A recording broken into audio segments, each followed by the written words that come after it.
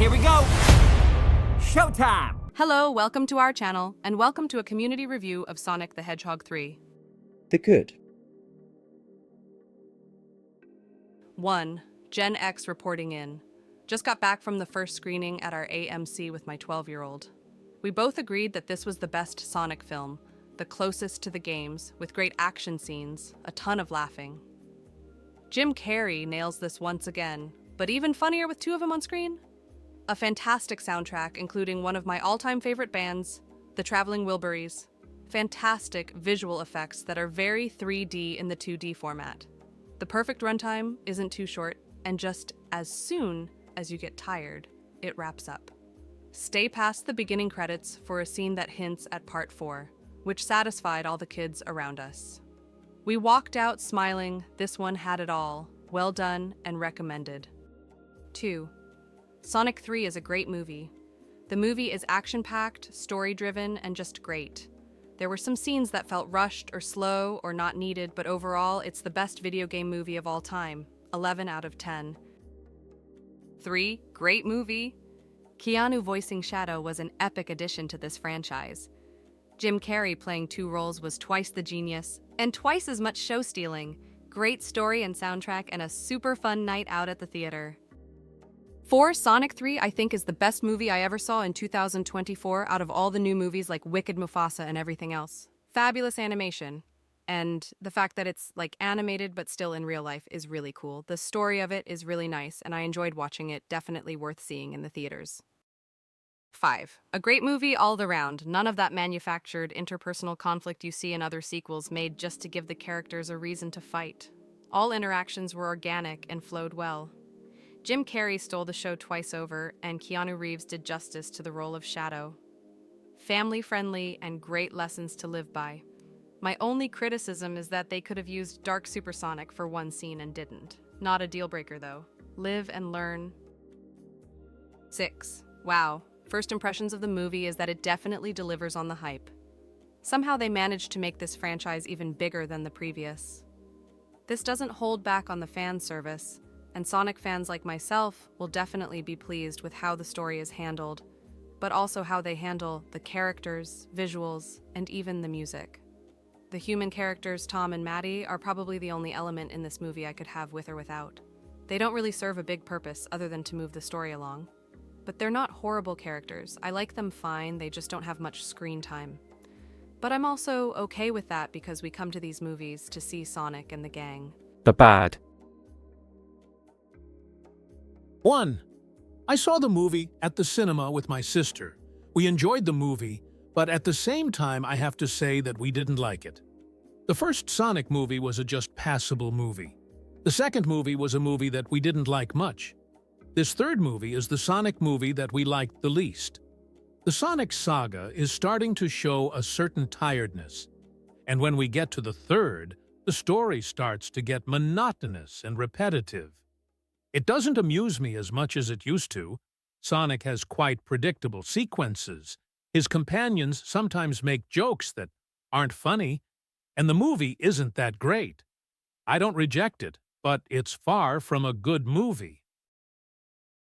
2. Jim Carrey is fine. Sonic is the worst. Knuckles is fine. I don't know how this movie is a 7.5, so I rated it a 1 to get it to the 3 that it needs to be. Terrible plot, terrible acting, minus Carrey, etc. I think I could have written a better script than this movie. I'm literally writing this while watching it because I'm bored. Now I'm writing more words because I need to write a certain amount to be able to have this posted. I am doing this to get the word out there that this movie is not good. If you go to this, just know it's a colossal mistake. If you don't have a movie pass like me, then don't see this movie because you'll have to actually pay for it. 3. I have no earthly idea how in the world anyone involved in making this movie thought it was a good idea. This is Jim Carrey's big comeback? The 20 minutes we wasted watching that rubbish was the longest 20 minutes of my life. The best part was hearing "End of the Line" by the Traveling Wilburys, and I also decided to take it as hint that it was the end of the line for me as a viewer of this atrocity. Garbage. Hot garbage. I feel like I've been scammed. Absolutely horrible. Rotten Tomatoes gave it an 85? How is that possible? I guess I need to factor the primary audience. A bunch of kids. Every second was cringy. I'm surprised I lasted a full 20 minutes. 4. I don't get the love for it. This movie wasn't bad, but it wasn't good either. I found the visuals, lines, scenes, and overall movie just weird. Not to say there weren't great scenes. The end fight was the cherry on top for this movie. It was also very predictable and didn't leave me shocked or surprised. I also felt that this is the weakest one in the franchise. To me personally, it felt like it was all slapped together unlike the other two. I also had a huge problem with two characters being played by Jim Carrey. Every single scene with the two of them was so weird and physically made me shake my head with disgust. I also heard quite a few sighs and grumbles, along with angry words and gestures from other viewers when he was on the screen. I get that it's who his characters are always like, but it was too much. While every movie that exists has pros and cons, Sonic the Hedgehog 3 has more cons than pros in my opinion. Also, the acting didn't quite hit the mark for me either. Every single line seemed forced and was really cheesy.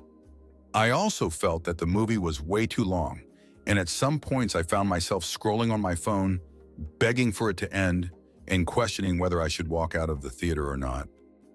The Critic. 1. 3 garrulous alien critters, Sonic, Tails, and Knuckles, each with their own distinct skill set and fur color so lurid that it scorches your optic nerves, are summoned to protect humanity from an evil space hedgehog named Shadow, voiced by Keanu Reeves. Shadow has rage issues, super speed, and a gloomy emo black color palette. But in this frenetically empty sequel, cluttered with pinballing animated extraterrestrial varmints, the most cartoonish performance comes from a member of the human cast. Jim Carrey reprises his role as the villainous inventor, Dr. Robotnik, and takes on a new character, Robotnik's demented grandfather, Gerald. While I had more time than many of my fellow critics for the 2 previous movie spin-offs from the Sega video game series, it turns out that you can in fact have too much of a good thing. 2 Jim Carreys, each of them turning every individual line of dialogue into an extravagant pantomime of gurning and grandstanding, is categorically one too many. 2. Hey everyone, here's a hunk of good honest rubbish for the festive season. Nobody's going to mistake Sonic the Hedgehog 3 or virtually any other video game adaptation for something in the good film genre. But the series has, through brute force and proud lack of pretension, slowly won me over to what I've decided to call its charms. Nobody cares about the plots of these things, just as nobody sensible cares about the plots of video games. We just hope for enough carnivalesque humor among the spinning lights to distract us from the emptiness of existence. That which does not kill us makes us stronger, Friedrich Nietzsche famously remarked. It may occasionally irritate, but Sonic the Hedgehog will leave you breathing. It may even cause you to laugh. Carrey's antic madness, elsewhere often too much to digest, is just what the Sonic films needed to balance out the digital gloss. He hardly seemed more committed during his millennial Give Me an Oscar period. Someone get him into a film of Also Sprach Zarathustra right away. The rest of Sonic the Hedgehog 3 is fine in its breathless way. One could complain about the product placement and the cheap sentiment, but worse things have emerged from the mid-1990s console boom. Much, much worse.